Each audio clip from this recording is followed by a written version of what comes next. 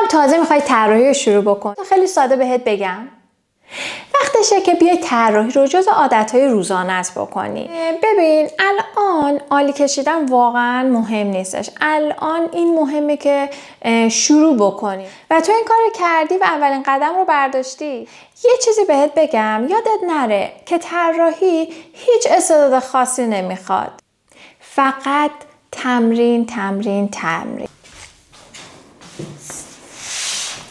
خب حالا بریم وسایل رو بهتون معرفی بکنم. البته که طراحی وسایل خاصی نداره، هر چی توی خونه دارین میتونین ازش استفاده کنین، ولی اگر خواستین یکم اصولی تر بدونین دقیقاً بهتون میگم که چه چیزایی احتیاج دارین. در مورد وسایلی که تو طراحی نیازمون میشه صحبت بکنیم. یکی اولین چیز مهمی که احتیاج هست دفتر طراحی. اینکه حالا هر برگه‌ای هم توی خونه داشتین اوکیه، هر دفتری داشتین از قبل قابل قبوله و اینکه این نیستش که حتما این وسیله رو داشته باشیم، اون وسیله خودمون رو قرار نیست به درد سر بندازیم. برای کسایی که حالا ممکنه نداشته باشن بخوان تهیه بکنن یه توضیح کوچیکی میدم. برای اون کسایی که میخوان دفتر تهیه بکنن یه نکته بگم که بهتر هستش که اون دفتری رو تهیه بکنین که سفید نباشه برگش، یعنی حالت کرم کاهی همچین تیپ رنگی داشته باشه، یعنی از سفیدی در بیاد، به خاطر اینکه چشم رو اذیت میکنه سفید. هرچی کرمتر، یعنی یک کوچولو هم از سفید گذشته باشه و رو به کرم رفته باشه خیلی بهتر هست برای چشم، اذیت نمیشه. چیز دیگه ای که حتما باید داشته باشیم یه مداد هستش. حالا مداد هامون از خانواده ب باشن خیلی بهتره. کم رنگ پر رنگیش دست خودمونه، با کدومش راحت تریم و با کدوم میتونیم دستمون رو کنترل کنیم. من خودم به هنرجوام یا خودم پیشنهاد میدم که از 2B استفاده بکنیم، چون یه رنگ نه خیلی پررنگ نه خیلی کم رنگ و قابل اصلاح هستش. اگر بخوایم پاک بکنیم خیلی جاش نمیمونه. فقط یه نکته بگم که توی طراحی سعی بکنین خیلی مدادتون رو فشار ندین. برای تصحیح کردن جای مدادتون روی کاغذ نیفتاده باشه. چیز دیگه ای که احتیاجمون میشه پاک کن هست. حالا این پاک کنه که مطمئنا همه داریم تو خونه و پاکن مدادی، که این پاکن مدادی هم خیلی خیلی کمک هستش. اگر تونستین، اگر شد تهیه میکنین، اگرم که نه هیچ اشکالی نداره، با کاتر این رو میتونین یه لایه نازک ببرین تا بتونه جاهای ظریف رو برامون ببره. یادتون نه. پاکن دیگه که نزدیک بود از قلم بیفته پاکن خمیری هستش که مارک فابرش خوبه واقعا. بچه‌ها خیلی مارکای دیگه هم امتحانش کردن تا الان که بقیه خوب نبودن. حالا اگر که شما مارک دیگه امتحان کنید و خوب بوده حتما به من بگین، خوشحال میشم. ولی خب این مارک خوبه. پاکن خمیری چی هستش؟ مثل آدامس میمونه و کش میاد و حالت میگیره، مثل خمیر میمونه و ما میتونیم که از روی کاغذ، از روی بافت کاغذ به راحتی مدادمون رو که با مداد طراحی کردیم کم رنگ کنیم، طراحیمون رو باهاش کم رنگ کنیم. و برای چی خوبه؟ برای اینکه کاغذمون رو آسیب نمیزنه. تراش که دیگه همه میدونیم تراشو. بعد و دیگه آخرین چیز که اگر داشته باشیم خیلی خوبه، روان‌نویس هستش که فکر کنم این هم تقریبا میشه گفت در دسترس هممون هستش. اگرم نبود با همون مداد ما کارمون رو انجام میدیم. بریم شروع کنیم. برای طراحی فقط درست کشیدن مهم نیست، درست دیدن هم خیلی خیلی مهم هستش، شاید بیشتر از درست کشیدن. اول ما باید درست ببینیم تا بتونیم درست بکشیم. به محیط اطرافتون دقیق باشین، دقتتون رو ببرین بالا، یه چیزایی رو میبینید قبلا نمیدیدین. مثلا اینجا رو ببین، قبلا به یه چیزا کمتر توجه میکردیم. این که مثلا اگر که یه درگاهی هستش، یه ورودی هستش که ما میخوایم بریم داخلش، اینجا خب تیره تره چون عقب تره، چون بهش نور نخورده. یا اینکه وقتی که یک جایی برجسته شده روی دیوار، این باعث میشه کنارها سایه به وجود بیاد.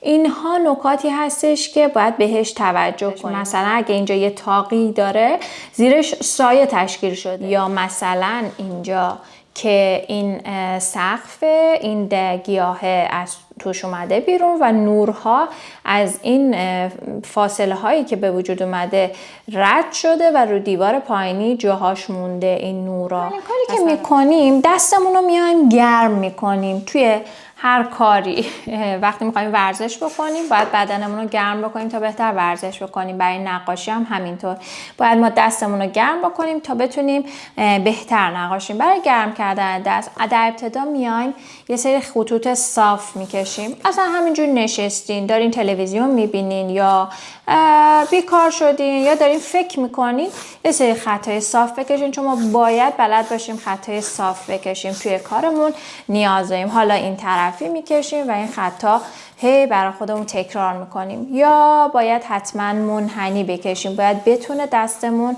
این حالت رو دایره ها رو میکشیم. اصلا باید دستمون عادت کنه بتونیم دایره بکشیم، چون یه چیزی میخوایم بکشیم دایره داره. یا بیضی بکشیم یا اصلا یه صورتی رو اول میخوایم بیضیاشو بکشیم، بنابراین اینقدر اینو میکشیم تا دست را بیفته و این شکل اصلا آروم آروم حجم میگیره و اینجا در میاد. یا همچین چیزایی. یا مثلا چه میدونم انقدر بیضیای این طرفی باید بتونیم بکشیم که بتونیم در نهایت مثلا یه دونه لیوان بکشیم اینجا. حالا اینا همه دست گرم کردن. پس کاری که میکنی بیا روزانه بشین 10 دقیقه یه رو دستت رو گرم کن، گرم طراحی کردن بکن. اگه تایم بیشتر داشتی بذار و یه چیزی رو فقط بی دلیل بکش. اینقدر بکش تا دستت با مداد ارتباط برقرار کنه و همین راحتی. خب حالا دستت آماده شد، گرم شد، بریم یه چیزی رو با هم دیگه بکشیم. من الان اینو پیدا کردم، خب فکر می‌کنم یه چیز خوبی باشه برای کشیدن. بریم شروع کنیم به کشیدن ببینیم چه شکلی میشه. شما چی دم دستتونه همونو بکش.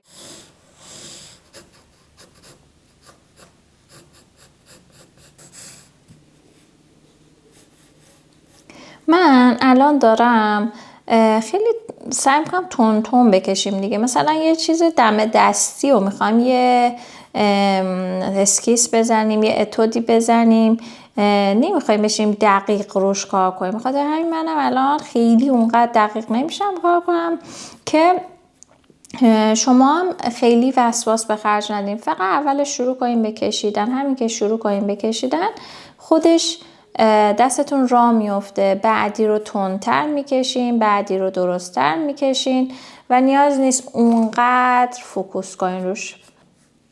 همچین چیزایی که میبینیم و فعلا میخوایم بکشیم تا بعد اصولش رو بهتون بگم که هر چیزی یه قاعده قانونی داره که ما از اون هم تبعیت میکنیم توی طراحیمون. یادتون نره ازش لذت ببریم. روی سطح صافی قرار گرفته این و تمام کشیدیم، تموم شد و رفت. همین یه چیز ساده. حالا اگر میخواین که یه کمی هم لذت ببرین، اگر روان‌نویس دارین میتونین بریم با روان‌نویس هم یه سری خط و خطوطش رو پررنگ بکنین و جذاب ترش بکنین. بریم بکشین.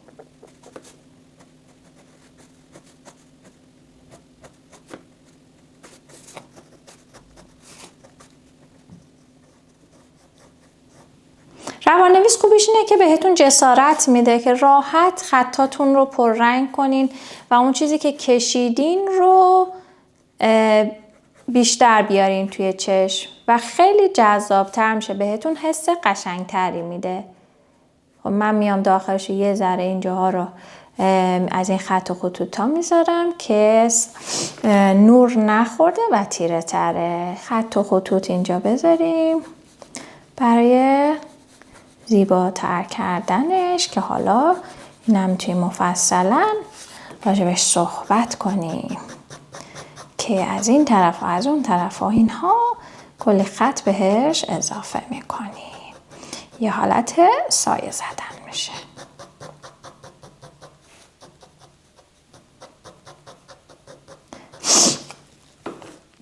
یا همچین چیزایی ما میتونیم در بیاریم.